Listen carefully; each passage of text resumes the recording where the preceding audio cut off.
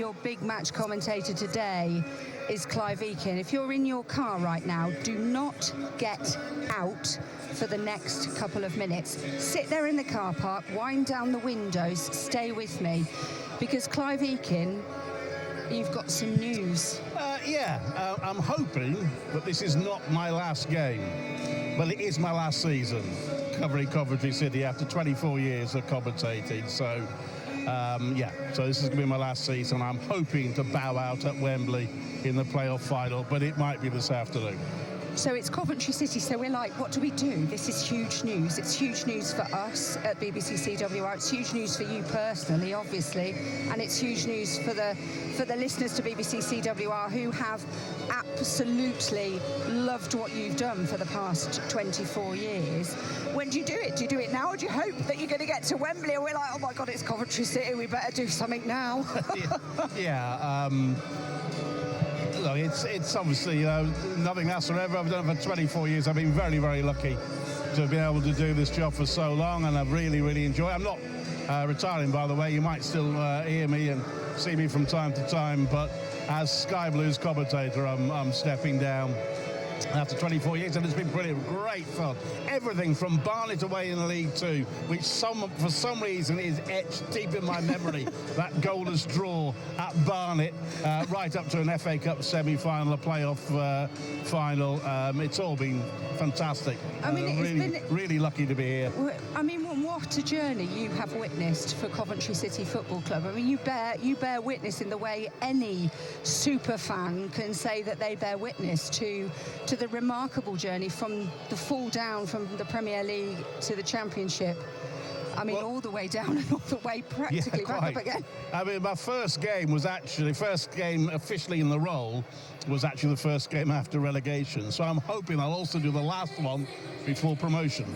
No pressure, Frank Lampard and team. I told him yesterday, and I told him that. Did you? Yeah. What did you say? He said he hopefully he'll have another couple of weeks working with me, yeah. Okay, good. Let's hope so. Frank, the pressure is on. Oggy, for you sitting alongside this man, I mean, you're a perfectionist with your notebook. You two complement each other so well.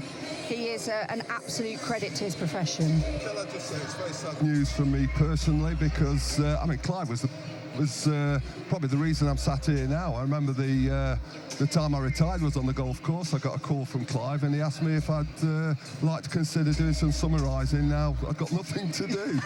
And I'm really indebted for that call, because I have loved every single minute of, this will be my 6th season now. Flew by the way. And I've done it all sat next to Clive and learning from the best for me. I mean, his commentaries are fantastic, absolutely superb, everybody knows that, and it's just been so easy to work with, and I hope that this is not going to be his last game, not for selfish reasons, you want commentary to go further, but for Clive as well. Wouldn't it be great if we could get to Wembley and your final words were something like, Coventry are at last back where they belong in the Premier League? Not taking your words away from you there, but I mean, that's write that down. That is something that would be absolutely great. So listen, I've had a smashing time working with you, and I'm just going to keep my fingers crossed there's a few more games yet. Well, thank you, Steve. I have to say, it's utterly ridiculous for me to have sat beside this legend for so long. Oggy, I grew up following his career and everything. To have him sit beside me over the last 6 years has been absolutely surreal and fantastic. CWR commentator, our friend, Clive Eakin. Clive has covered the Sky Blues for the last 24 years up and down the country, bringing the latest from Coventry City on match days and on match days to the Sky Blue Islands. He really is one of the industry's greatest, and the biggest players all, and of course the Sky Blue Army, who really describe so many great and historic moments. Clive Eakin, you sir are a legend. Your voice will be missed on the radio across Coventry and Warwickshire. We wish you all the best for the future. Mr. Clive Eakin.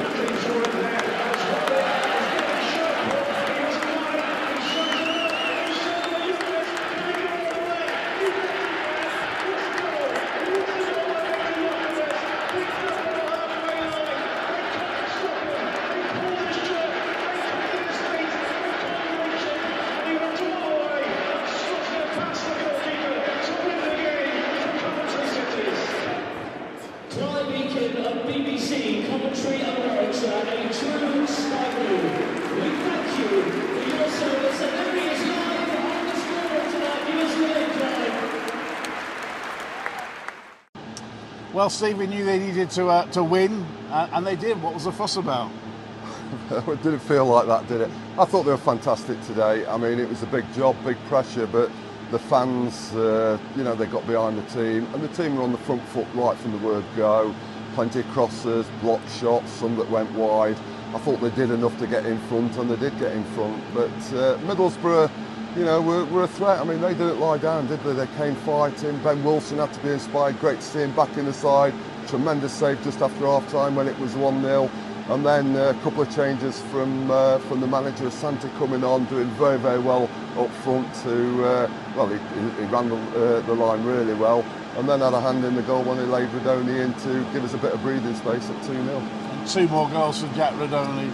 Well, he's had a fantastic season. I mean, if he's not making goals, he's scoring them. And there's a good cross from Sakamoto for the first. Just mentioned Asante for the second, but you've still got to be there, you've got to put them in. Every single one of them, I thought, today played really well. Big shout out for Redoni, and I think a big shout out for Ben Wilson as well, who, it's not easy to have not played a game since October and then come back in this cauldron, this atmosphere, the importance of the game, and play as well as he did. And the crowd, absolutely brilliant, all sky blue, it's fantastic. It was, and they stayed in the ground, didn't they, for about 20 minutes after. The noise was deafening. It must have been very difficult for Middlesbrough. Home advantage is a big thing when you've got a crowd like this. So Sunderland, not in good form at the moment? No, they're not. I think that gives us the edge. They've lost, 5 or 6 on the bounce, and it's very, very difficult to pick up form, when you've been on the run like that. But the other bit of me says they can't keep losing, so it's going to be a difficult game. Coventry are going to have to be as good against Sunderland as they have been today, and hopefully get that little bit of luck as well. Well, we'll be at the Fancast on Monday evening on BBC CWR from 6, and of course we're here live from the arena for that playoff semi-final first leg. Play up Sky Blues. Sunderland win it, they go to Wembley, and that's me done for now. 24 years, I've enjoyed every game, even Barnet away. I did enjoy it, honestly. I enjoyed tonight's game, even though the outcome was disappointing. And just thank you to all the messages that I've received, for all of you who've listened to me for 24 years, to the club have been so kind. I wish I could finish by saying Coventry City are back in the Premier League. I can't. There'll have to be another season before they do that. It is finished here. Sunderland 1, Coventry City 1. I'm Clive Eakin, you're listening to the Sky Blues Live. BBC CWR Sport. Good evening and welcome to a very special programme here on BBC CWR to celebrate the incredible career of Clive Eakin, the voice of a Sky Blues generation.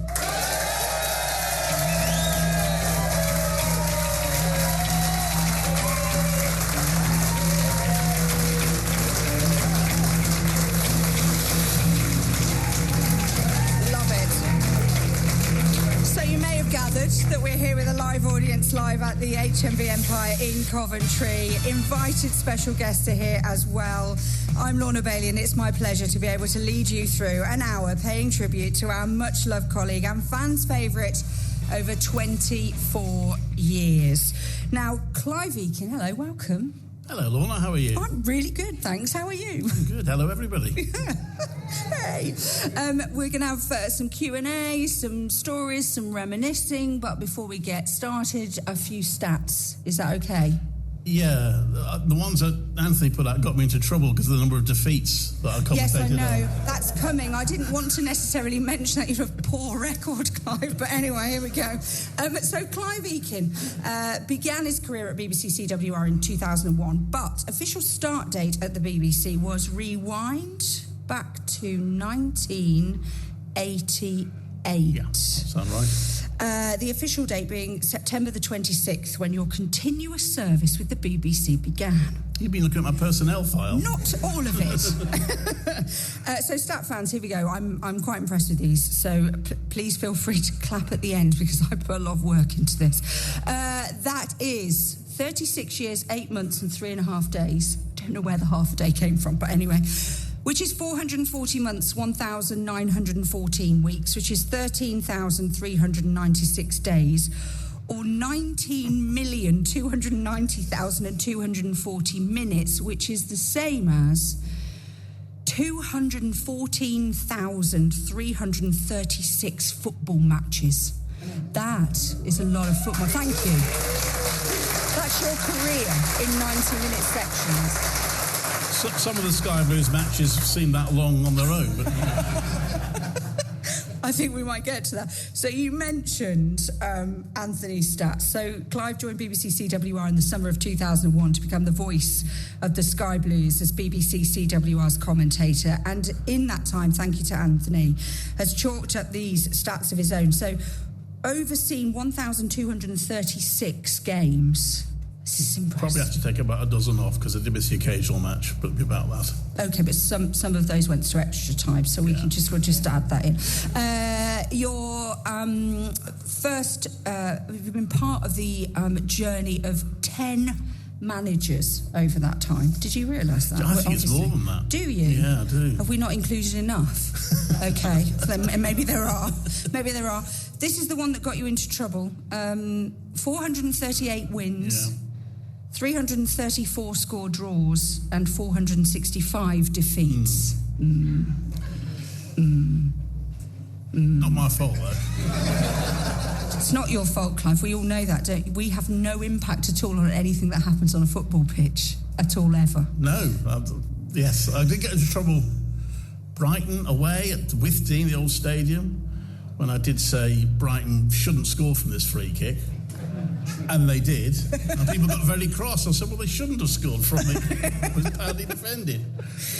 So at least 10 managers, and you have commentated from 5 home grounds. Right. Yeah. I'm delighted to say that some of those managers have kindly been sharing their memories of you, Clive. Hi, Clive. I hope you're well. Just heard that you're moving on from BBC CWR after many years of distinguished service. Just wanted to wish you all the best in any future endeavours and best of luck to you and your family moving forward. Mark Robins. Yes. Yeah. I mean, I think we've been pretty lucky with managers from a work point of view. And I've got on with all of them, really. And I hear horror stories from other stations and other journalists, but I've got on with all the managers. And obviously Mark Robins was the one, because the problem is once you get to know a manager, usually they're gone just as soon as you get to know them. But with Mark Robins, it was really good to be able to have 7 years building up that relationship, getting to know him. Mark Robins leaving us a message, and another message for you. Take 503. Clive, I just wanted to reach out to you after 24 incredible years. During those years, with your insight, your passion, you've helped create some truly unforgettable moments. And from a personal perspective, the 2 years working with you was a tremendous honour and privilege. I hope to see you around soon. Stephen Pressley. Yeah, absolutely. And I think his contribution perhaps is underestimated, because you've got to remember the club were in a very, very dark place when he was manager, and he did give it a bit of light and a bit of enjoyment. And I'm so pleased to see that he's back in football management.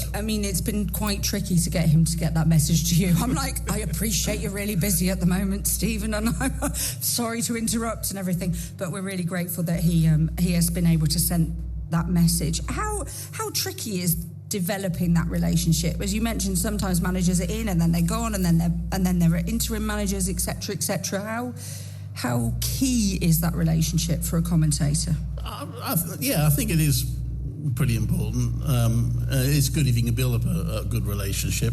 I think we've been quite lucky at Coventry City, and it would probably be different if they're in the Premier League, but right now it's kind of myself and Andy who speak to the managers week in, week out, so there is that opportunity to get to know them. And as I say, I've got on with some better than others, but there were none that I didn't get on with, so it's always good to have a good relationship. And what kind of, because obviously not in the Premier League, and that the way it kind of ended at Sunderland, and it was all of a sudden just like gone, and there you are commentating thinking, are we going to get to Wembley? What are those experiences like when the likes of Sky and everybody else sort of pile in, when when you're trying to you've built that rapport and that relationship? Is it frustrating when the big boys come to town? I wouldn't necessarily say so, because we've already got that relationship. I think that stays. I mean, with Frank Lampard, there's obviously been a lot of interest in him, and that's meant sometimes having to wait a bit longer to speak to him afterwards. But I have to say, he's been top class in terms of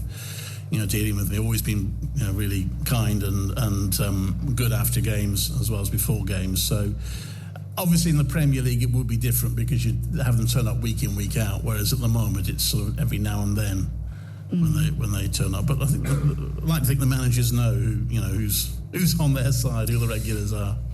It feels a bit wrong to say, do you have a favourite? But is there somebody with whom you really connected? Is it Mark, just because of the length of time? Yeah, I mean, Stephen Pressley was one. I have to say, A.D. Boothroyd was top bloke. I really enjoyed working with him. I'm very sorry to hear him being unwell. Hopefully he's okay. But Stephen Pressley. But Mark Robbins, just I think due to the length of time and also what was going on with the team doing so well and on the rise and being part of that journey, just a small part of that journey, I think has been good. So I was very sad when Mark left, I must say. I was pleased to get to speak to him not long afterwards when he came over to get his honorary degree in Coventry. But I enjoyed working with him. So that's a little bit about what it's like for you working with them. So I thought we'd try and find out what it's like for players to work with you. So let's find out. Clive, Michael Doyle here. Been an absolute pleasure to be interviewed, work alongside you over the years. 24 years, unbelievable. I think the biggest thing I can say for you is that you've been through the biggest lows of Coventry City and the highs, and I think the one constant at the club through all that time has been yourself and Geoff, two great guys, really professional. That's the biggest thing I could say, is that anytime I was interviewed or listened to you on the radio, you were never personal, always professional, whether we liked what you said or we didn't. I grew up in a time when the one thing in my life was the radio that we got all our football from, and I do think now a lot of people in Coventry, it'll be your voice that they remember. So probably the tough days at Northampton and places like that, not being able to see Coventry, was listening to you and you breaking down a game for them, and then going back and through the good times of getting to Wembleys and playoff semi-finals and finals and promotions. The one constant through all of that has been you. What I'm trying to say is your voice will go on for decades. As we grow older, we always look for that little bit of nostalgia and want to go back to when we were young, and going back in years to come when they want to go back and listen to the good times, it'll be your voice that they remember. And I just want to wish you all the very best, mate. It's been an absolute pleasure, and see you soon. Michael Doyle.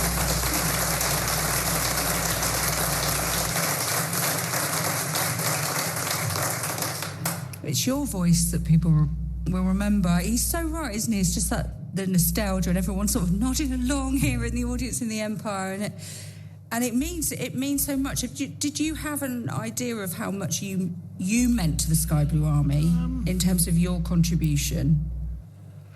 It's a good question. Yeah, hopefully, yeah. But I mean, I have been overblown by the reaction after the news was announced. It's been very touching, and it's great to hear from Michael Doyle there, and it's great that he mentioned Geoff, who I worked with for about 2/3, I think, of my time here, and that was great, that professional relationship I had with Geoff, and personal relationship. So glad Michael remembered him I'm just slightly worried that he said, did we say things he didn't like them from time to time? I don't think that was very subtle. Even if we perhaps didn't like them. Very, very subtle. But it's that professionalism and that kind of... And actually, it's really lovely to hear, I think, listen to Michael Doyle as a footballer who's been through it, but also understands that connection that an audience has with the radio and with the commentary and with the person that's delivering it. When you can't be there, and you mentioned the Northampton days and all of that, when you're not able to be there for whatever reason, that you bring that into people's lives and into their cars or their front rooms or wherever it is that they're listening. I mean, it's a privilege, isn't it? Yeah, absolutely, yeah. And I completely echo what he says. I mean, I grew up listening. I love radio commentary, football commentary and sports commentary on the radio. I think it's the best place to follow it. So I love that. And so to have been part of that is fantastic. Did you have any idols when you were... In terms of broadcasting? Yeah. Yeah, well, I mean, you grew up listening to Peter Jones, who was one of the early commentators, Brian Butler. I grew up listening to them, so that was great.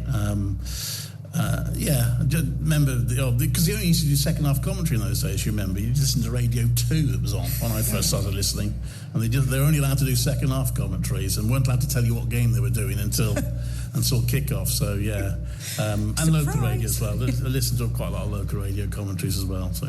And if I take you back to sort of 88 and when things were beginning for you, did you seek out guidance? Was there anyone that you looked to sort of say, well, I aspire to be a bit like you, or how do you do what you're doing? I'm not sure there's specific guidance, but you're sort of always learning. I was still learning till the day I left. I think you're always learning, and you do listen to other people. Every now and then we get a trainer come in and talk you through the commentaries, and I always find that really valuable. So a chap called Rob Nothman who does it for the BBC. I've done 2 or 3 sessions with him, and that's always valuable because you're always learning and always picking things up from listening and from hearing reaction as well. Did you write to anybody, perhaps? No, I went to see Clive Tyldesley because he worked. I lived in Merseyside. He worked at Radio City. Met Clive at the FA Cup quarter-final against Wolves, which was coming towards the end of his career. I said to him, "You won't remember, but I came to see you," and he apologised for the career that followed.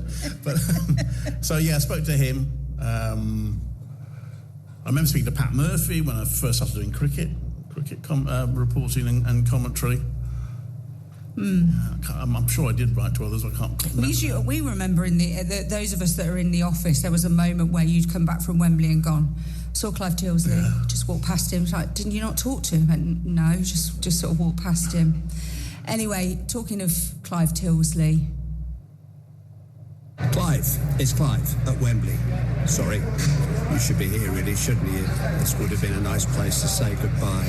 But I think you've got enough memories of your own, and more importantly, memories that you've created. Football's about memories. It has a ridiculous impact on the timelines of people's lives. They remember exactly where they were and who they were with when great football matches become memorable football matches.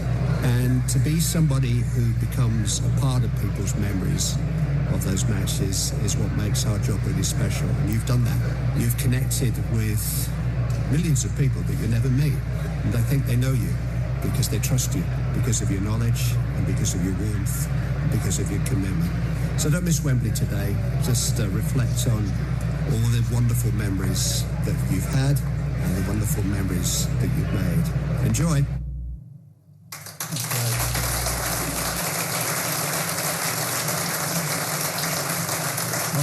He was one of the first local radio commentators I listened to regularly, and so he gave me time as well when I was only a student. But I remember I was doing work experience at Radio City where he had worked, and someone arranged for me to have a press pass at Tranmere Rovers, and they were so disappointed when I turned up because they thought it was Clive Tyldesley.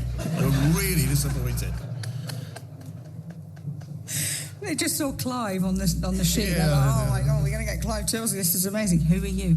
That's a bit, but it was like, it's Clive and Clive. We love this. And Clive mentioned, Michael Doyle mentioned the kind of impact that you've had.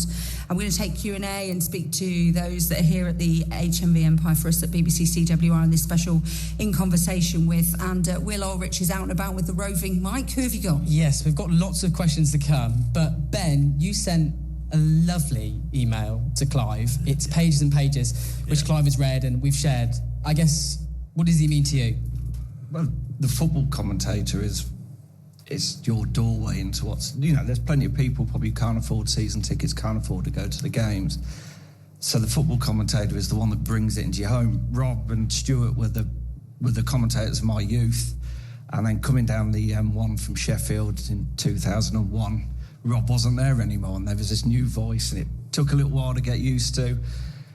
But he gives you that insight and that window into what's going on the pitch. And like people have said, it's those memories for those moments that you can't sum up yourself because you're encapsulated by the celebration, and having that voice sort of explaining how you're feeling whether it's in your kitchen, in your car, in your living room, or in the stand. Because I have the commentary on my ears when I'm at the game, because it's like having it on a big flat screen TV. So, yeah, they are your window into what's going on, and it's voices are generational. Rob was the first commentator I listened to, through defeats at Cambridge and Northampton, and Clive was the voice of defeats at Forest Green and and Rotherham. So, but yeah, they are that window, and you can never create that moment yourself.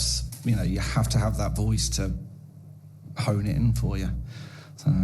Any goals that Clive has commentated on over the years that sit with you, that you can remember word for word? Not word for word, because I have the memory of a very retarded fish. But no, I mean, there's obviously the big ones like the Jokeres one, and even like the Hadji. Like I say, I have them all on my ear and on the games. The Hadji Wright at Oxford always sort of springs to mind, and the Wembley goals as well. Even though at Wembley the feed was 30 seconds behind, so I was already mid-celebrating before the actual commentary came probably just through. like commentary as well. Yeah, what I didn't want to say, but yeah, no, it's great, and I think we all love listening to Clive and Oggy making their errors. I have a bit of Clive and Oggy bingo as the game's going on. How many times are they going to call Portsmouth QPR and Joel Latabodiak, Milan Van Eyck. So yeah. But they're the things you take, because they're the mistakes that we all make. So that's what it's about. It's it's real people giving you real insight. So thank you, Ben, and thanks for the email as well.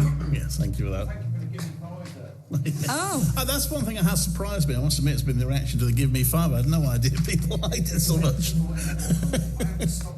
Oh, we can't hear you. Hold on, we have to get a... Okay. I have to stop my walk. I go out walking every day, and I have to stop that walk to do that Give Me Five, because otherwise I fell over once doing it, and I smacked my face open, so I have to stop, and people think I'm weird, stood on the side of Lawford Heath Lane doing a Give Me Five in the freezing cold. So perhaps I should do a Ken Bruce and take it with me then. Yeah, I would, yeah. So, yeah, thank you for the Give Me Five as well. I'm so pleased you raised Give Me Five, because I've got a little game for us to play now.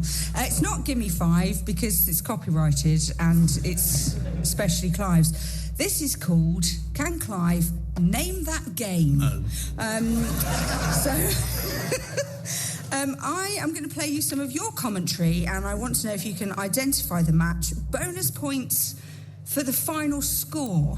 Number Ball's one. headed forward by Alan Parson, and Leon Clark chips it forward for Callum Wilson, and Wilson's got past the defender. Wilson, he's denied by the keeper.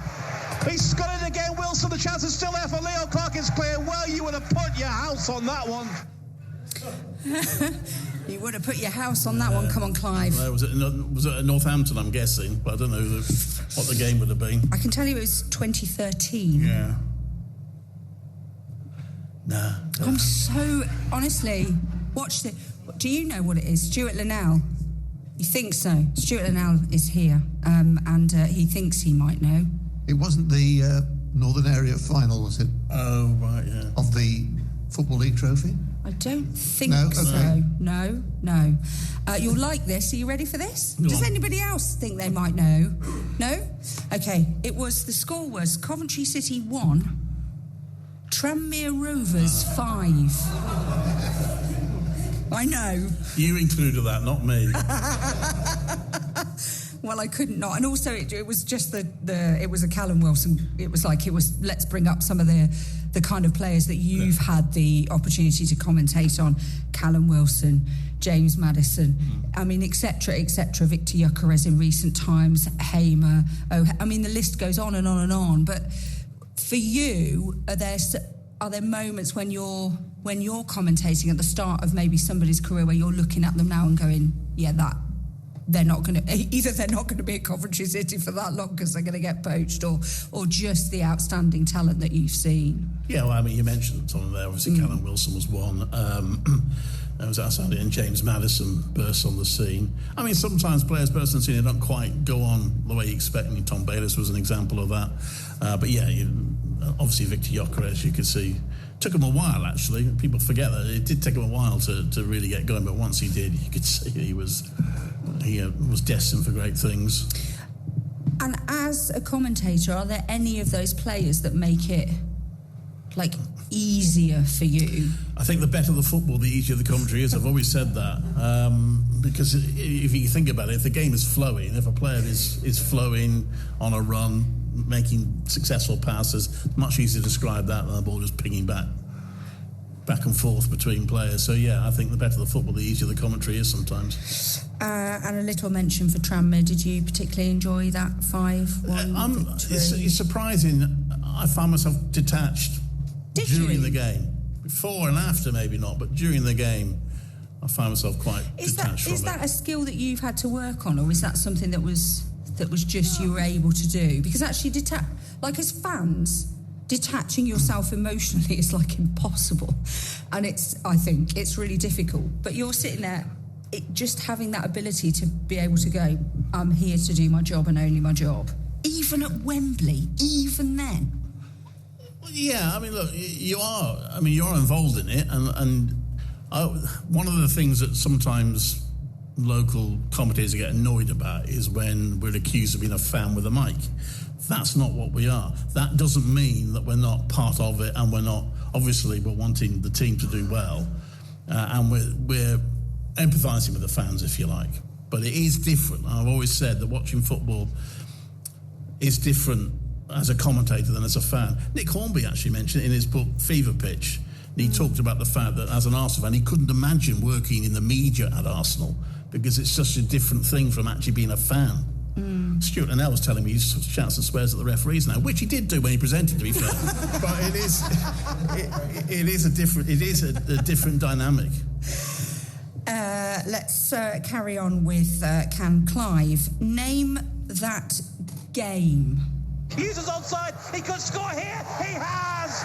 Lee Hughes gets his first goal for Coventry City in the 29th minute. Beat the offside trap. Got around the back of the Stockport defence and then sweetly siphoned the ball into the bottom of the net. The Stockport defenders look bewildered, but Lee Hughes has got his first goal for his new club.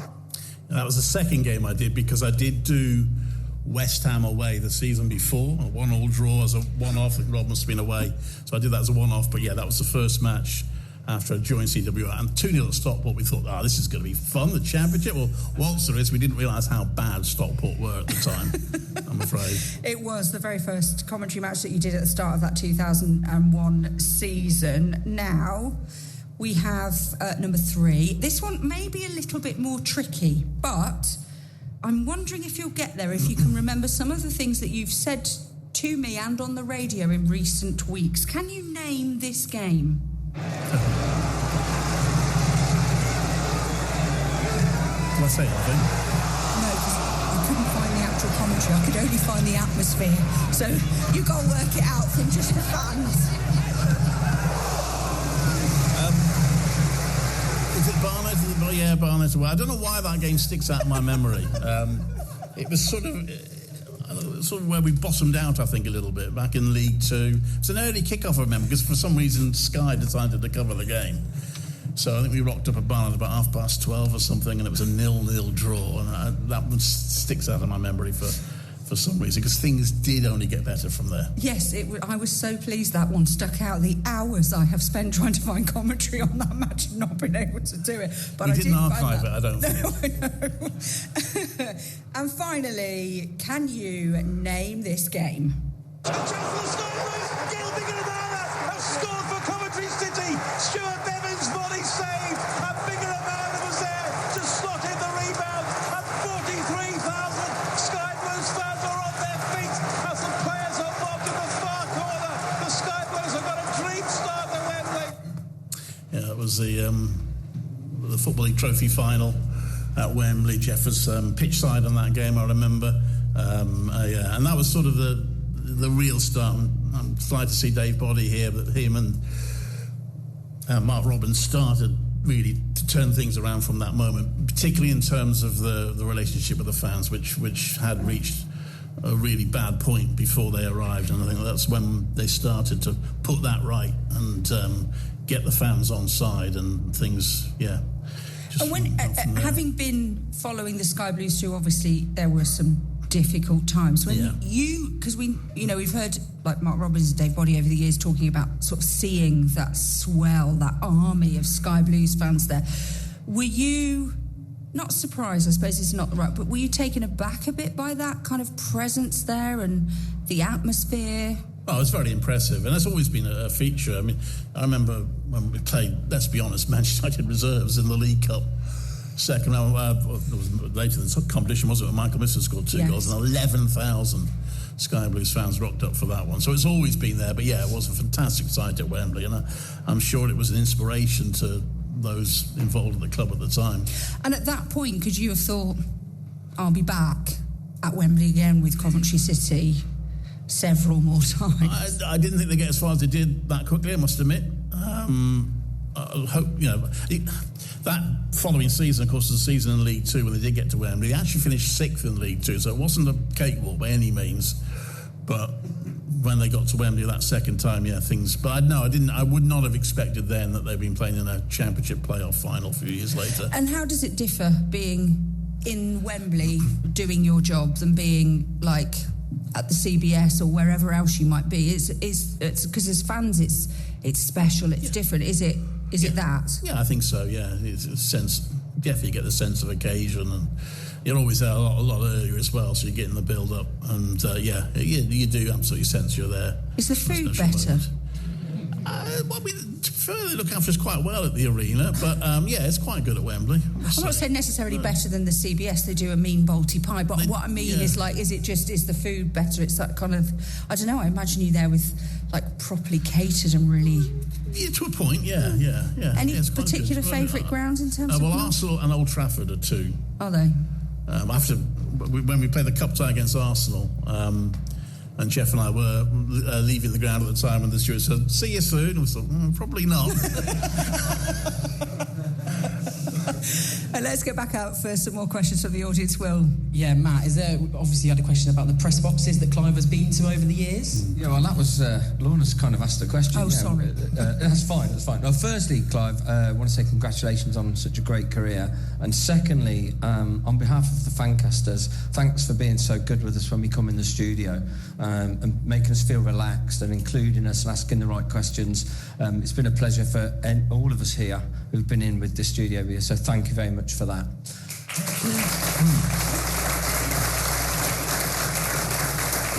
It's been great having the Fancasters. Lorna, you'll echo that. It's been great having them. Oh, the Fancasters are brilliant, and I think what we've been able to do and the work that we've done, you talk about that relationship that the fans have had with the club, but then again, that's a ride that I think BBC CWR has been on as well, and it's been amazing. Talking of Fancasters, you with another one? Yes, Anthony, question? Yeah, hi Clive. So I'm trying to think a bit outside the box here, and obviously you mentioned about all of the press boxes, what's good, what's bad, but what's been your most awkward post-match press conference? Ooh, I'll have to think about that. That's a good question, that, isn't it? I suppose we heard from Stephen Pressley, who wore his passion and after the Worcester FA Cup defeat. Not that he was unpleasant to us at all, he wasn't, but obviously he was extremely upset with what happened. So that was quite a difficult one to have to do, particularly because I've really felt for him. So I guess that one. I can't try to think of any others. Obviously, when they got relegated from, I think we went up to a box to talk to Tim Fisher. I think, if I remember rightly, the day they got relegated to League One. So that was a bit tricky, really. Is there any question you never asked that you wish you had? I don't know, really. That's good. You've done your job brilliantly if you've walked away and you've asked all the questions. There's been plenty of questions people have said to me, why didn't you ask that? Oh, well, why didn't you ask some of those questions, because sometimes asking a manager, why did you pick that idiot at right back, doesn't go down too well. No one ever. Over the 24 years, Clive has obviously commentated on some incredible goals. So over the last few weeks, we have been asking the Sky Blues fans some of their favourites. think the Ben Wilson goal is going to be one of the classics. Yeah, he's a true legend, and let's start fundraising for a statue for Clive. Hamer whips it in, and it's a scramble. It's in, is it?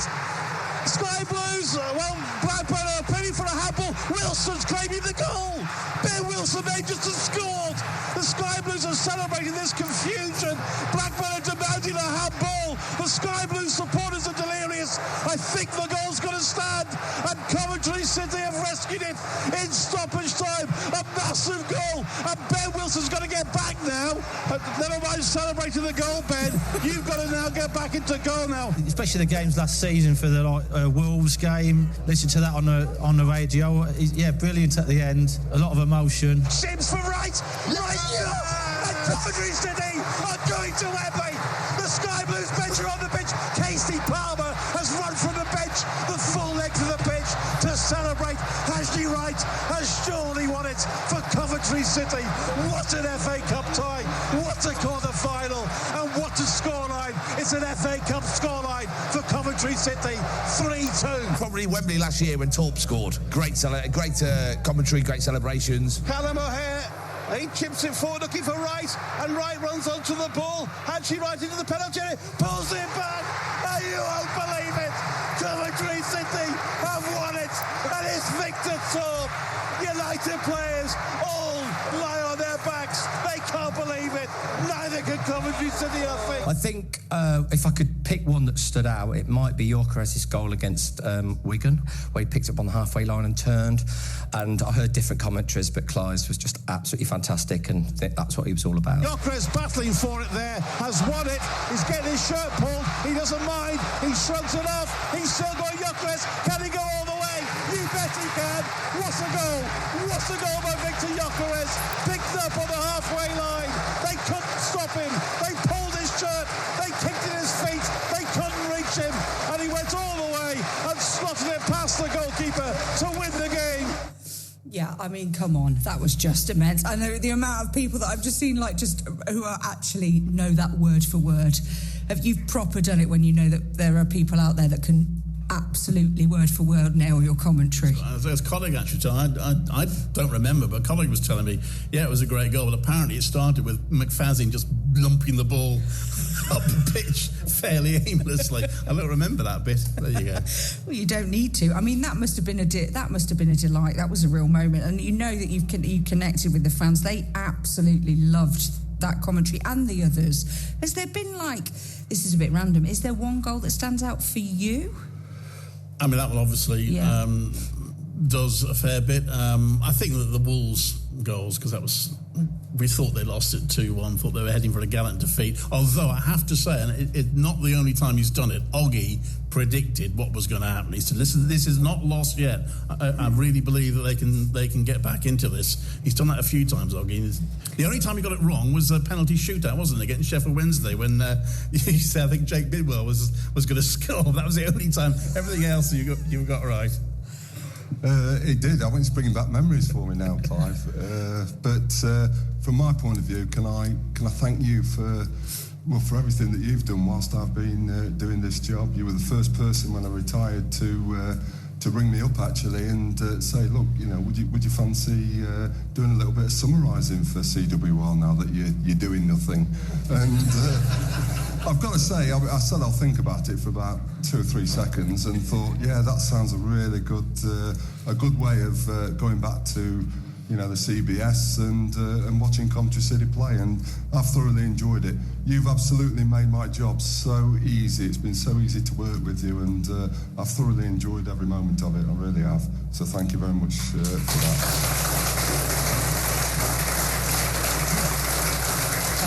That was the best production decision I ever made, because it was my idea, I have to say, to bring Oggy in, and it's just been fantastic working alongside such a legend, and he's taken to it like a duck to water.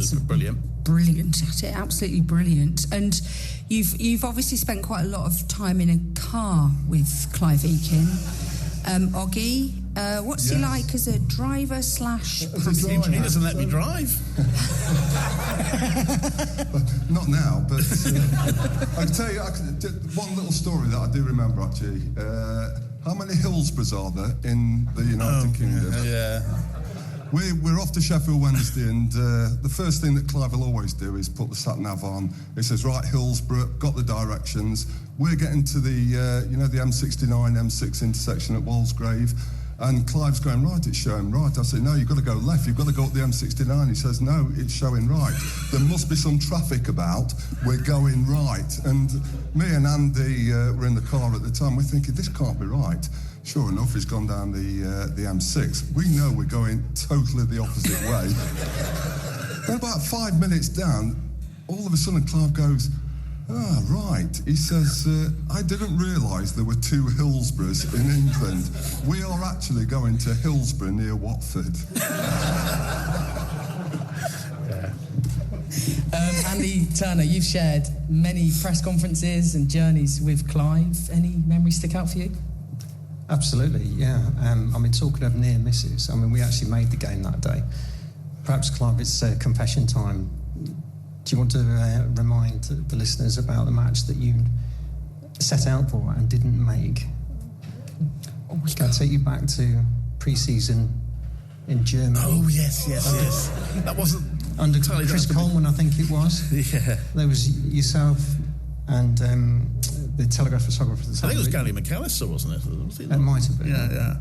Richard Downs was driving. Right. He was the photographer at the time for the Telegraph, and we were in our accommodation. We sort of worked out where we had to go, and this village where they were playing in the Black Forest somewhere down in deepest, darkest Germany. It was about 20 minutes away. We looked up on the map, and this village called Seoul. So we thought we'd give ourselves plenty of time, at least an hour to get there for just what was only about a 20-minute drive journey. We set off, all in good time, got to the village and just couldn't find a football pitch anywhere. We stopped and Clive got out, this was before sat-navs, with a map, speaking to a local, obviously a little bit of a language barrier, but he said, we're looking for Seoul. And he said, Seoul? And he said, yes, Seoul. And he said, Seoul. And he pointed further up the map, and it was about 150 miles away. Oh, dear. So we got back in the car and hot-footed it up the autobahn with Richard Nowms driving at the wheel and putting his foot down, doing about 110 on the autobahn. We turned up and we found this place, this football pitch, this football ground, and Richard just screeched to a halt, left the car, dumped the car, ran out, got his camera equipment, and as he was running towards the football pitch, the final whistle went. Yeah. And so he was taking photographs of the players walking off, and then we just had to cobble things together, and I think we got away with it, didn't we? I think we did, yeah. After-match interviews are interesting. Yeah. How was the game for you then, though? You must have had some adventures and some road trips. Yeah, and again, it's been great that Andy's been a constant companion because he's been doing it probably longer than me, Andy, haven't you? So so that's been really good. Yeah, Andy Turner at the Telegraph, obviously, alongside. Is Andy here? So somebody won't say that. Is Andy here? And you've obviously worked with Andy and with Oggy, and there are other sort of names and people here. So let's pop along the row. We've got Stuart Linnell here this evening with us as well. Stuart. The lasting memory I have of working with Clive will always stick with me. I've sat alongside him so many times in the press box, watching him do what we've heard him do tonight. Yeah. Commentate so brilliantly on the Sky Blues. But the one that will always stick in my mind is the one I mentioned earlier on, the Northern Area final, second leg at Crewe. First leg, if you remember, 30,000 people in our ground had turned up to see us thrash Crewe on our way to a big national final, and we lost 3-0. So we go to Crewe for the second leg. Surely we can turn this round. In the 90th minute, Crewe score an own goal. Also in the 90th minute, Leon Clark makes it 2-0. We take the phone in afterwards, and the caller comes on the line and says, I can't believe that. I cannot believe that. They turn up here at Crewe, we're 3-0 down, and they didn't score. And at this point, we then look at each other, and the penny drops for both of us. And Clive said, you left early, didn't you? And he did. But he doesn't stop talking. So I have to say, Dan, which everybody remembers. Now, in the newsroom that night, one of our reporters clocked what this was. This was Clive Eakin with me, Radio Gold. It was on Chris Evans' breakfast show on Radio 2 3 times the following morning. It went round the world by the time we both woke up. In Australia, wherever else they've been playing this thing. Dan, the bingo caller from Radford, made us world famous, didn't he, Clive? It did, yeah, it did.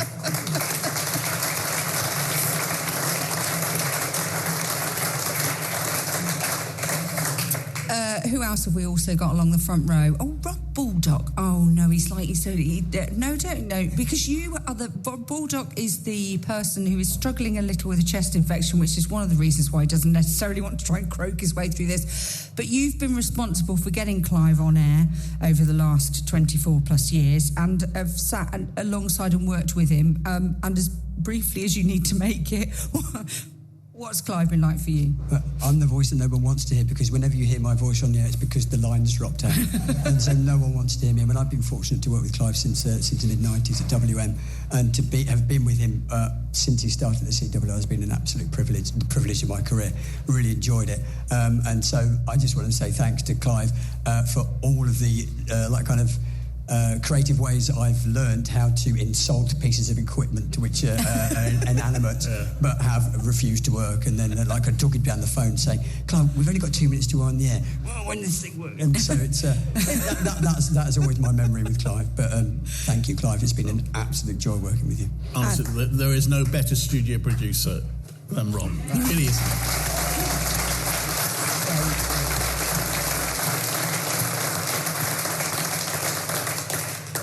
Rob Gurney, you've shared the microphone with Clive for a few years. I guess you've had your highs. Yeah, Clive's just been fantastic to work with. Obviously, I came back to CWR in late 2023. And yeah, it's just been, incredible, really, that longevity of service. He's done it twice as long as I had, and I thought 12 years was enough for anybody. But yeah, Clive's managed it for 24 years, and it's that relationship that he has with the listeners that is so fantastic, and it's going to be very difficult, and we're not going to try and replicate it in the future. It'll just be different. But yeah, from me, congratulations and enjoy.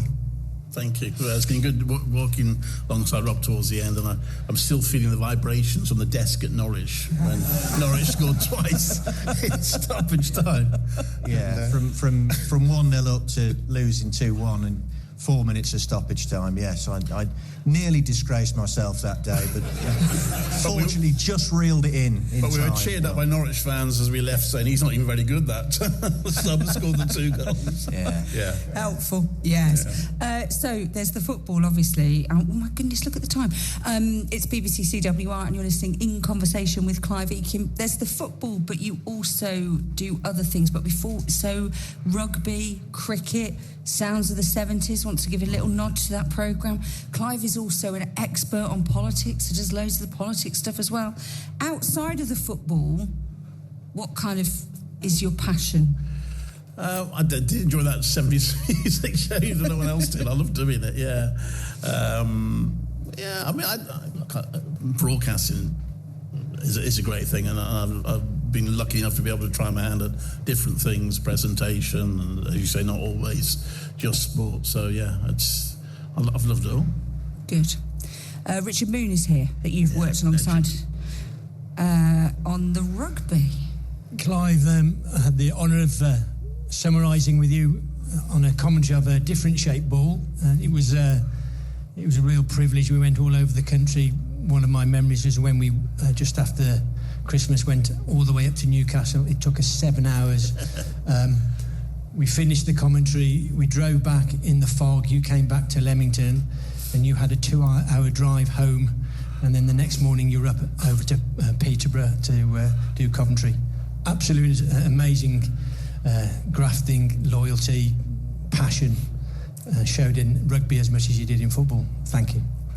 I needed you beside me for rugby because you know all about it and I didn't. So, yeah, Moon's been great. And also here in the audience, as part of our sort of invited guests, we have Dave Boddy with us as well. Dave, you've obviously worked with Clive a lot. Hi, yeah, it was a pleasure and a privilege to work with Clive. I think the biggest compliment I can pay to him is that there was a trust there. When you're in the position that I was in, obviously with the club, Obviously, information was going backwards and forwards. Sometimes you have information that was off the record. You never ever let me down. That's the biggest sort of compliment I can play to you. And I think particularly in the early days, obviously there were some difficult conversations when we had the issues with the stadium, council, etc.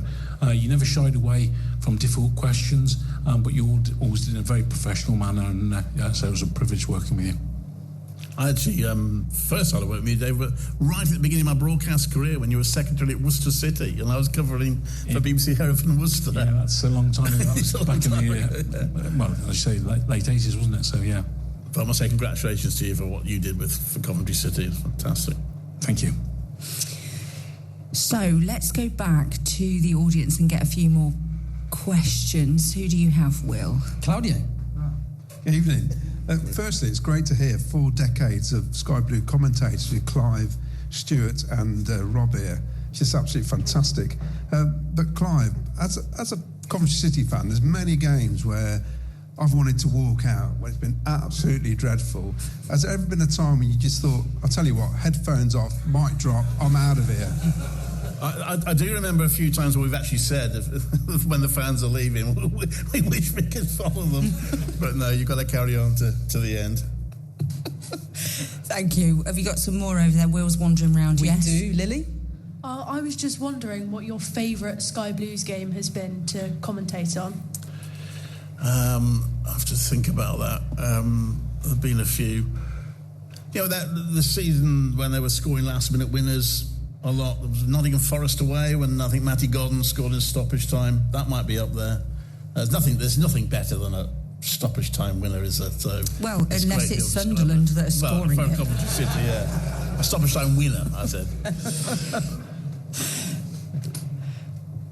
Will is out and about. Oh, sorry, I've caught you off the hop there. You're just like wandering around the room. I am here. It's going the long way round. One of the regular fancasters, Ben. How are you doing? So throughout your career, who would you say has been your favourite or most entertaining to interview? That's what player-wise you mean? Yeah, player, manager, yeah. Kyle McFadden might be one of them because he's a little bit left field sometimes with his answers. I always quite like that. Ben Wilson actually I've quite enjoyed, especially when he swore on air. That was live. That was a good one. And manager-wise, well, quite enjoyed talking. I've actually enjoyed talking to Frank Lampard in the last few months. That's been a bit surreal, interviewing someone that you've watched on telly over the years, playing so many games for England. So I've enjoyed that. Yeah. Any other questions? If there are any, Will is out and about. Yes, go on here. Pop your hands up if you've thought of something that you'd like to ask. Yeah, Clive, I was wondering, when you did the post-match phone-ins, where it always felt like you had the patience of a saint, what's been your most memorable call you've had to field? Can you actually tell us? I'm trying to remember that. I've had one or two lively discussions with one or two callers, but I'm trying to think. Me, probably, Clive. Possibly, yeah. Look, the passion in the callers is always very infectious. I do enjoy it actually when things are going well and people are really enjoying the fact that it's going well and are able to talk positively. I think that's good fun. But it's I'm not sure I can mention a specific caller. And the idea of the football phone-in has changed quite a lot since over a 24-year career. What kind of changes? It's not really a phone-in now, is it? Because people have other ways of communicating now. So a lot of it now is done through social media and WhatsApp and that sort of thing. So that's kind of changed. It's not just phone calls now. Do you wish it was just phone calls still? I don't know. It's nice to get the variety. You can get more people in when it's not just phone calls. But, yeah. Do you have a question there, Will? I do. Okay. Out of all the Cov seasons you've been through, what's your all-time favourite season? I think probably the season they got to the playoff final was definitely up there. That was a great season. And also, that must have been the FA Cup run, because I always wanted a really big FA Cup run. I did actually, Oggy will testify, I did actually predict it at the start of the run that this could be their year. So I really enjoyed the FA Cup run last season, even the season before last, even though it didn't quite pan out in the league. But the season before that, I think the last few seasons, it's really good to be able to finish on such positive seasons, because there have been some pretty dreadful seasons earlier that I had to endure. One more here from Noddy. Oh, thanks. It wasn't really a question. It was just more to echo everybody's thoughts, I would imagine, here. To thank you so much. And it was the warmth and respect and relationship between you and Oggy as well. That warmth really came through. I presume it's genuine because Oggy's here. So, but also just gutted that, we couldn't get to Wembley for your last game. Yeah. Really nice. But hopefully next year, FA Cup final against Tranmere and get you back. That'd be nice. You can join the Sky Blue Army. You're going to go up to Singer's Corner. It'd be hilarious. I don't know. I don't know if I fit in at Singer's Corner somehow. I don't know. There were a few people that wondered, just as we're sort of ticking towards 7 o'clock, what your all-time 11 would be. I'm going to have to just quite quickly, aren't I? So I'm going to the top of my head. I'm going to miss out players. I know I am. But so in goal, I have a soft spot for Joe Murphy, having seen him play as a very young player before he played at Coventry, and as a very old player since he's played at Coventry. I saw Magnus Hedman for a season, but I think Kieran Westwood would have to be my goalkeeper. Okay, these are players that you've watched, just in case anyone's going, why hasn't he said Oggy? It's Absolutely. Right, yeah. okay, Well, Oggy's the goalkeeping coach. Back four, probably I'd put Milan van Eyvac at right back. Stephen Warnock maybe at left back. I know he was only on loan, was there for a season. And I'd like to put McFadzean and Cognac in the centre of defence, because I think that would be great fun. Oh, can you imagine that? David Thompson, perhaps early midfield player, but there's too many midfield players actually, because you mentioned James Maddison, and I have to get him in, and Gustavo Hamer, and Jack Redoni, so that leaves us without an enforcer. So I thought I'll leave Jack Redoni out in case there are any Premier League scouts listening, because he's not that good. No, he's rubbish.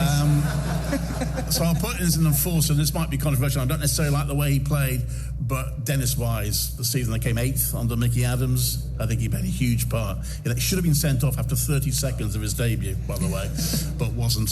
So I put him in, and then up front, I have to put Gyökeres in, and probably Callum Wilson alongside him. A few goals there, hopefully. It's not bad, is it? Manager? I would guess it'll have to be Mark Robbins, wouldn't it? Yeah. Quick word for the referees. I know I've taken a particular line on referees. I just think that there's plenty of people that have a go at them. I don't need to. Fans can, absolutely free to. I just feel sometimes there needs to be a little bit more balance. That's just a personal view. But there we are. I did refereeing when I was young for a while, and it was probably this career actually that stopped me carrying on refereeing, because you didn't really have time to do it. You can go back to it now. Yeah. Maybe. I don't know.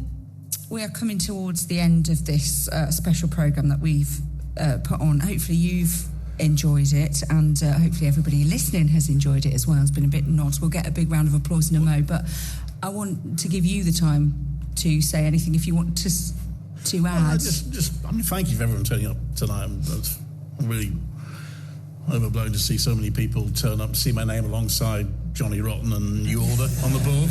That's quite nice. And just thanks to the fans, because in the end it's all about the listeners, isn't it? And just thanks to all the support fans, but also all the colleagues I've worked with. A lot of them are here now. I've been very lucky, and yourself, Lorna, as well. The people I've worked with over the years, it's been really supportive and really it's a privileged position. It's a privilege to have done the job I've done. Well, I hope that I speak for all of the people that work at BBC CWR and all of the listeners and everybody that's here in the room when I say just a huge thank you to you, because this evening has been about shining a little spotlight on you so that you didn't walk away from BBC CWR and the commentary after 24 years quietly, and hopefully we've shined enough of a spotlight on you to make you feel comfortable. You have been an absolute legend, and like Michael Doyle said at the start of this, your voice will be the one that is associated with all the nostalgia when we go back and we listen to that Wembley trip, all of them. You have been, Clive Eakin, the voice of a generation. Thank you so much for everything. Thank you. Thank you.